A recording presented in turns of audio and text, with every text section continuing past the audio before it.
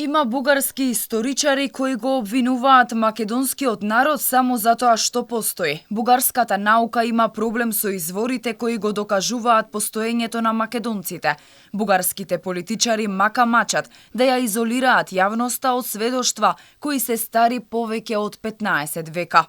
Ова беа пораките кои ги испрати професорот Бранислав Светозаревиќ Покорни, автор на книгата Македонци, милениумски сведоштва за идентитетското име. Според него, ако затвориме очи пред вистината, не значи дека не постои, а токму таков обид прави Бугарија, негирајќи го македонскиот идентитет. За спорот со Бугарија вели дека не може да се реши дневно политички и се додека има тенденција на негирање, ке се движиме во ќорсокак. Негирањето на македонците од страна на бугарската држава постои 150 години во континуитет.